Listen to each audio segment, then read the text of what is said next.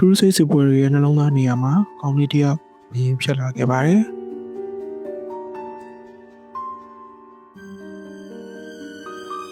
သုံးနှစ်နဲ့နန်းတက်လာတဲ့ဘယ်လွင်အတွက်စိန်ခေါ်နေတဲ့အရာတစ်ခုရှိနေပါတယ်။ခုကသူကိုယ်တိုင်ဖြစ်ပြီးနာကြီးယောဂလို့ခေါ်တဲ့လက်ပရိုစီယောဂကိုခံစားနေရတာပါ။နောက်စိန်ခေါ်မှုတစ်ခုကတော့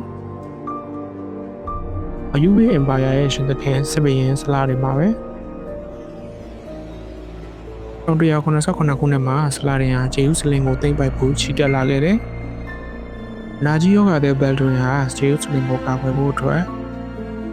အမ်ဘလာသူရဲကောင်385ယောက်ကိုဦးဆောင်ကတက်ခတ်ခဲ့တယ်။ဒီပွဲမှာဆလာရင်ကိုယ်တိုင်ထွက်ပြေးတိမ်းရှောင်ခဲ့ရပြီးအယူဘေးစစ်တပ်ကြီးတစ်ခုလုံးပြန်လည်ဆုတ်ခွာသွားခဲ့ရပါတယ်။စစ်ပွဲကိုအောင်နိုင်ပေမဲ့ဘယ်လွင်ဟာသူ့ကိုယ်သူတော့အောင်နိုင်ခဲ့ခြင်းမရှိခဲ့ပါဘူး။သူယောဂါကတဖြည်းဖြည်းပိုဆိုးလာပြီးအာယုံကြောတွေပါပျက်စီးလာခဲ့တယ်။ဘယ်လွင်ဟာခန္ဓာကိုယ်တစ်ခုလုံးပျက်စီးနေတဲ့ကြားကဂျေရုဆလင်ကိုအုပ်ချုပ်ခဲ့တယ်။